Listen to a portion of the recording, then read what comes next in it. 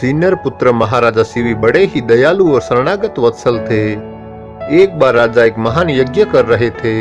इतने में कबूतर आता है और राजा की गोद में छिप जाता है। पीछे से एक विशाल बाज वहां आता है और राजा से कहता है, राजन, मैंने तो सुना था बड़े ही धर्मनिष्ठ राजा हैं, फिर आज धर्म विरुद्ध आचरण क्यों कर रहे हैं? यह कबूतर मेरा आहार है और आप मुझसे मेरा आहार छीन रहे हैं।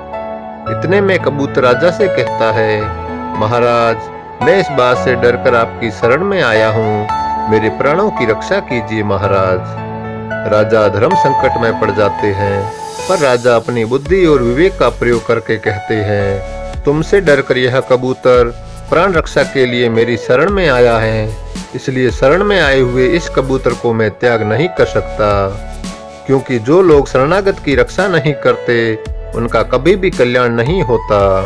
तभी बाज कहता है कि हे राजन, प्रत्येक प्राणी भूख से व्याकुल होते हैं, मैं भी इस समय भूख से व्याकुल हूँ।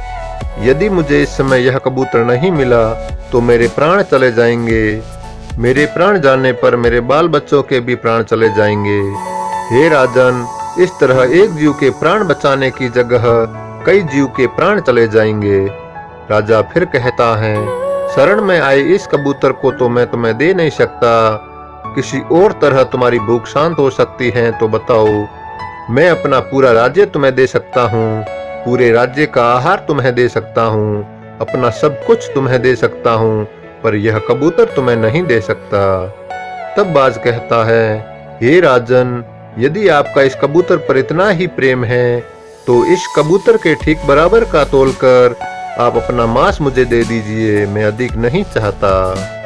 राजा कहता है, तुमने बड़ी कृपा की है, तुम जितना चाहो उतना मांस मैं देने को तैयार हूँ। यदि यह शरीर प्राणियों के उपकार में काम न आए तो प्रतिदिन इसका पालन पोषण करना बेकार है। हे बाज, मैं तुम्हारे कथनानुसार ही करता हूँ। यह कहकर राजा ने एक तराजू मंगवाया और उसके एक पलड़े में एक कबूतर को बैठाकर दूसरे में अपना मांस काट काट कर रखने लगे और उस कबूतर के साथ तोलने लगे। कबूतर की रक्षा हो और बाज के भी प्राण बचे, दोनों का ही दुख निवारण हो, इसलिए महाराज शिवी अपने हाथ से अपना मांस काट काट कर तराजू में रखने लगे। तराजू में कबूतर का वजन मांस से बढ़ता ही गया। राजा ने शरीर भर का मांस काट के रख दिया, फिर भी कबूतर का पलड़ा नीचे ही रहा। तब राजा स्वयं तराजू पर चढ़ गए। जैसे ही राजा तराजू पर चढ़े वैसे ही कबूतर और बाज दोनों ही अंतर्धान हो गए और उसकी जगह इंद्र और अग्नि देवता प्रकट हुए। इंद्र ने कहा, हे राजन, तुम्हारा कल्याण हो, और यह जो कबूतर बना था यह अग्नि है। हम लोग तुम्हारी परीक्षा लेने आए थे। तुमने जैसा दुष्कर कार्य किया है वैसा आज तक किसी ने नहीं किया। जो मनुष्य अपने प्राणों को त्याग कर भी दूसरे के प्राणों की रक्षा करता है वह परम धाम को प्राप्त करता है। अपना पेट भरने के लिए तो पशु भी जीते हैं, पर प्रशंसा के योग्य जीवन तो उन लोगों का है जो दूसरों के लिए जीते हैं। इंद्र ने राजा को वरदान देते हुए कहा, तुम चिरकाल तक दिव्य रूप धारण करके पृथ्वी का पालन कर अंत में भगवान के ब्रह्मलोक में जाओगे। इतना कहकर वे दोनों अंतर्धान हो गए।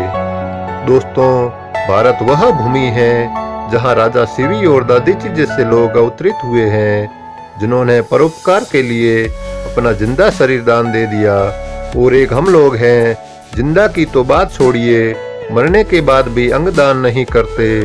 दोस्तों, मरने के बाद यह शरीर कूड़ा हो जाता है, उसमें से बदबू उठने लगती है।